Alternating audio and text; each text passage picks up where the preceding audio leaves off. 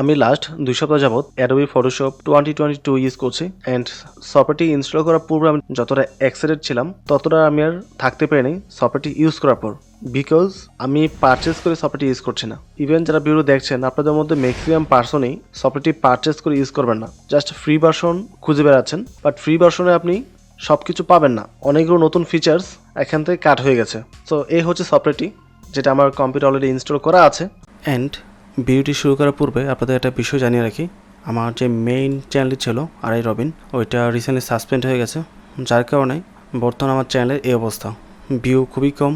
So আপনাদের প্রচুর support প্রয়োজন, আদারওয়াইজ কিন্তু আমি চ্যানেলটাকে গ্রো করাতে পারবো না। যদি আমার ভিডিওগুলো ভালো লাগে অবশ্যই ভিডিওগুলোতে লাইক করবেন, কমেন্ট করবেন এবং চ্যানেলে সাবস্ক্রাইব করে রাখবেন। I just need your support. Also যদি আপনি মোবাইল দিয়ে ফ্রিল্যান্সিং করে ইনকাম করতে চান তাহলে এখানে ভিডিও দেওয়া আছে, সো পার্ট বাই পার্ট ভিডিওগুলো দেখে কাজটা শিখে দেন আমার গ্রুপে জয়েন করে আমার সাথে কাজ করতে পারেন। অন দ্য আদার হ্যান্ড, যদি আপনি এই সফটওয়্যারটি সম্পূর্ণ বিনা খরচে ব্যবহার করতে চান তাহলে এই ভিডিও দেখা শেষ করার পর আমার ফেসবুক পেজে যাবেন, পেজে সবার প্রথম যে ভিডিওটি পাবেন ওই ভিডিওটি দেখবেন, তাহলে আপনি সব কিছু বুঝতে পারবেন।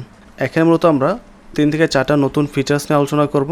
দেন এই ভার্সনটি আপনার কম্পিউটার ইউজ করার জন্য কনফিগারেশন কীরকম হওয়া উচিত সেটা জানিয়ে দেব। ওকে, ওয়েল আমরা ফটোশপে নতুন কিছু ফিচার্স নিয়ে কথা বলি, যদিও আমি এখানে আপনাদেরকে সবগুলো ফিচার্স দেখাতে পারবো না।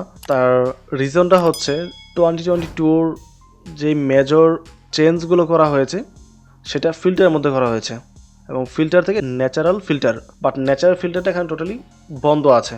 ন্যাচারাল ফিল্টারটা কাজ করতে হলে অ্যাডোবি ক্লাউডের প্রয়োজন পড়ে, যার কারণে এটা মেবি বন্ধ করে দেওয়া হয়েছে। যদি পরবর্তী কোনো আপডেটের মাধ্যমে এটা অ্যাড করে দেওয়া হয় তাহলে অবশ্যই এটার একটা ভিডিও মেক করে দেবো। তো এটা ছাড়া বাকি যে আপডেটগুলো আছে ওইটা নিয়ে কথা বলি আপাতত।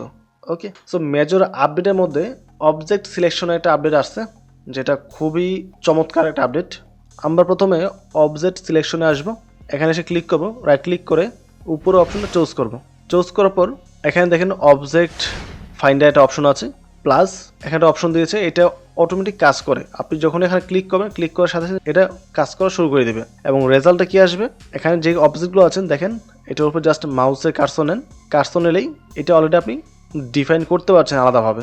ওকে, জাস্ট মাউস দিয়ে ক্লিক করে আমি কিছুক্ষণ সময় লাগবে, অবজেক্টটা অটোমেটিকভাবে সিলেক্ট হয়ে গেছে, আমাকে কিন্তু করতে হয়নি। এখন আপনি অ্যাড মাস্কে ক্লিক করেন, দেখেন জাস্ট আপনার যে ব্যাকগ্রাউন্ড আছে রিমুভ হয়ে গেছে, যেটা করতে যথেষ্ট সময় লাগে। আর যদি কোথাও কোনো প্রবলেম থাকে ছোটোখাটো, সেটা আপনি ইরেজার দিয়ে ইরেজ করে দিতে পারবেন, সমস্যা নেই। ওকে ওকে, এটা আমি বাদ দিচ্ছি। ওকে, আমি এই পিকচারটা বাদ দিয়ে অন্য একটা পিকচার নিয়ে আসি, বেশি অবজেক্ট থাকলে বুঝতে সুবিধা হবে। যেমন এখানে একটা পিকচার রয়েছে এবং আমি অবজেক্ট সিলেকশন ক্লিক করব, দেখেন উপরে এটা কাজ করা শুরু করে দিয়েছে, প্রত্যেকটা অবজেক্টটাকে আলাদা করবে। ওকে, এখন আমি যার উপর মাউস নেব ওইটাই সিলেক্ট করার জন্য অপশন দিয়ে দিয়েছে, যেটার উপর ক্লিক করবেন অবজেক্টটাই জাস্ট সিলেক্ট হয়ে যাবে। See which is really easy. But যদি আপনি একাধিক পার্সনকে সিলেক্ট করতে চান তাহলে শিফট বাটন প্রেস করে ক্লিক করতে পারেন, তাহলে আরেকজন সিলেক্ট হবে, আরেকটা ক্লিক করলে আরেকজন হবে। বা যদি আপনি কাউকে বাদ দিতে চান তাহলে আলট্রা প্রেস করে ক্লিক করবেন, এটা ক্যান্সেল হয়ে যাবে। নাও আমি রাইট ক্লিক করে চাইলে ওই দুজন পার্সনের কালার স্যাচুরেশন যে লেভেলটা আছে এগুলো বাড়াতে পারি, কমাতে পারি। সি একটা পিক্সেলের নির্দিষ্ট একজন পার্সনকে সিলেক্ট করাটা খুবই ইজি অবজেক্ট ফাইন্ডারের মাধ্যমে। তারপর যদি প্রত্যেকটা অবজেক্টের আলাদা একটা লেয়ার তৈরি করতে চাই সেটাও করতে পারবো। আমি প্রথম ফাইলটাকেই কেটে দিচ্ছি এবং লেয়ারটাকে আনলক করে দিচ্ছি। সো এখন আমি যাব লেয়ারে, লেয়ার থেকে যাব মাস্ক অল অবজেক্টস, এটা ক্লিক করব।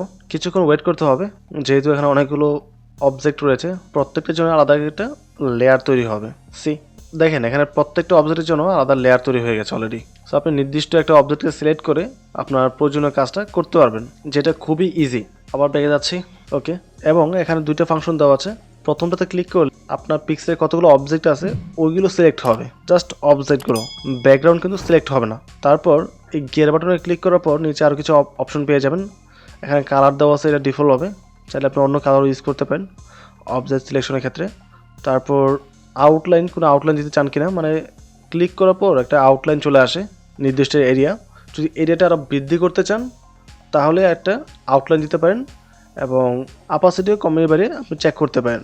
ওকে, সো এইটুকু হচ্ছে অবজেক্ট ফাইন্ডারের নতুন কাজ।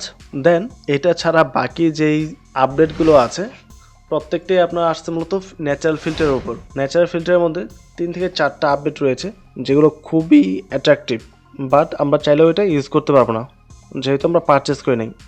যদি আপনি সফটওয়্যারটি পারচেস করেন তাহলে আপনি সবগুলো ফ্যাসিলিটি পেয়ে যাবেন, বাট যদি পারচেস না করেন তাহলে কিছু করার নেই। ওকে, আরেকটা বিষয় বলে রাখি, হ্যাঁ আরেকটা আপডেট আছে অবজেক্ট ফাইন্ডার এবং ফিল্টার ছাড়াও। সেটা হচ্ছে ইলাস্ট্রেটরে আমরা যে কাজগুলো করি, ইলাস্ট্রেটরের যে ফাইলগুলো থাকে ওখানে অনেকগুলো লেয়ার থাকে। তো নর্মালি যদি আপনি ইলাস্ট্রেটর ফাইল ফটোশপে ইম্পোর্ট করেন তখন কিন্তু কোনো লেয়ার থাকে না, সব কেটে একটা হয়ে যায়, যেটা পূর্বে ভার্সনে হতো, বাট 2022-তে সেটা হয় না। ইলাস্ট্রেটরের যে কোনো ফাইল আপনি চাইলে ফটোশপ দিয়েও কাজটা করতে পারবেন, এডিট করতে পারবেন, এবং লেয়ার বাই লেয়ার সব কিছু আলাদা থাকবে, অ্যাটাচড হয়ে একটা হবে না। বাট আমি প্র্যাকটিক্যালি দেখাতে পারছি না বিকজ আমার কাছে এরকম কোনো ফাইল নেই এই মুহূর্তে। এবং ডেস্কটপ যেহেতু আমার এটা নতুন, এখানে সমস্ত ফাইল ট্রান্সফার করা হয়নি এখন পর্যন্ত ল্যাপটপ থেকে, যে কয়টা করেছি তার মধ্যে এটা পাইনি আমি, তাই এটা দেখাতে পারলাম না। বাট যারা ইলাস্ট্রেটর নিয়ে কাজ করেন তারা এটা খুব ভালোভাবে বুঝতে পারছেন। জাস্ট ইলাস্ট্রেটর একটা ফাইল ইম্পোর্ট করে দেখবেন প্রত্যেকটা ফাইলই আলাদা আলাদা লেয়ারে রয়েছে। ওকে, আরেকটা বিষয়, যদি আপনি 2021 ইউজ করে না থাকেন তাহলে 2021-এর ভিডিওটা দেখে নেবেন, কারণ ওখানে অনেকগুলো নতুন ফিচার্স নিয়ে কথা বলেছি যেগুলো আমি এখানে বলছি না, কারণ এগুলো নিয়ে অলরেডি ভিডিও দেওয়া আছে। আগের ফিচার্স রেখে নতুন জাস্ট 4টা থেকে 5টা আপডেট নিয়ে আসছে যেগুলো আমাদের important. Really sorry to say আমি আপনাদের ফিল্টারের কাজটা দেখাতে পারিনি বিকজ এটা অ্যাক্টিভ না। অ্যান্ড সত্যি কথা বলতে আমি ভার্সনটা ইউজ করবো না, আমি 2021-এ শিফট করব। যদি ন্যাচারাল ফিল্টারটা আপডেট করা হয় বা পরবর্তীতে এটা পেয়ে যাই তাহলে অবশ্যই আপনাদের জানিয়ে দেবো, তারপর আমি নিজেও ইউজ করেছি। এখন আমরা জানবো বর্তমান যে ভার্সনটি আছে 2022, এটা ইউজ করতে হলে আমাদের কম্পিউটার কনফিগারেশন কী থাকতে হবে। তো আমি অ্যাডোবির অফিসিয়াল ওয়েবসাইটে যাচ্ছি, অফিসিয়াল ওয়েবসাইট থেকে আপনাদেরকে ইনফরমেশনটা দেখাবো। যেহেতু আমরা উইন্ডোজ ইউজ করছি তাই আমরা উইন্ডোজের রিকোয়ারমেন্টে ফলো করব। সো প্রথম শর্তই হচ্ছে আপনার ল্যাপটপ বা ডেস্কটপের জেনারেশন অবশ্যই 6 জেনারেশন থাকতে হবে, এটা মিনিমাম রিকোয়ারমেন্ট। আর যদি আপনি AMD প্রসেসর ইউজ করেন সেক্ষেত্রে অবশ্যই SSE 4.1 সাপোর্ট করে ওইরকম একটা প্রসেসর হতে হবে। এই বিষয় সম্পর্কে কোনো আইডিয়া নেই, যারা AMD ইউজ করেন তারা ভালো বলতে পারবেন। ওকে, দেন সেকেন্ড রিকোয়ারমেন্ট হচ্ছে উইন্ডোজ। এইটা মোটামুটি সবার সাথে ম্যাচ করবে, আই নো। আপনাকে লেটেস্ট ভার্সনে উইন্ডোজটা ইউজ করতে হবে, উইন্ডোজ 7 অথবা 8-এর মধ্যে এটা সাপোর্ট করবে না। ওকে, থার্ড রিকোয়ারমেন্টটা কি এটা আমি সঠিক ভালোভাবে বুঝতে পারিনি, বাট যেটাই হোক আপনার উইন্ডোজ যদি আপডেট থাকে তাহলে এটা ফুলফিল করবে, এমনিতেই সমস্যা হবে না। সো যারা উইন্ডোজ 10 ইউজ করছেন তারা অবশ্যই 2020 সালের যে ভার্সনটা আছে ওইটা মিনিমাম ইউজ করতে হবে, নয়তোবা উইন্ডোজ 11 ইউজ করতে হবে। দেন হচ্ছে র্যাম, মিনিমাম 8 GB র্যাম থাকতে হবে, 8 GB নিচে হলে হবে না, এটা হচ্ছে মিনিমাম রিকোয়ারমেন্ট, তার চেয়ে বেশি হলে বেটার হয়। অ্যান্ড ফাইনালি হচ্ছে আপনার কম্পিউটারে 7.2 GB স্পেস ফাঁকা থাকতে হবে সি ড্রাইভে, এটা সবার সাথেই ম্যাচ করবে, আই নো। এটা এখন মেজর বিষয় না এবং বাকিগুলো দেখার প্রয়োজন নাই, ওইগুলো সবার সাথেই ম্যাচ করবে। ওকে, বাট তারপর যদি কারো কম্পিউটারে প্রবলেম দেখা দেয় তাহলে আপনি 21-এ ব্যাক করতে পারেন। অ্যান্ড ফাইনালি যদি ভিডিওটি ভালো লাগে অবশ্যই চ্যানেলটি সাবস্ক্রাইব করে পাশে থাকবেন এবং ভিডিওটিতে লাইক এবং কমেন্ট করতে ভুলবেন না। ভালো থাকবেন, আসসালামু আলাইকুম।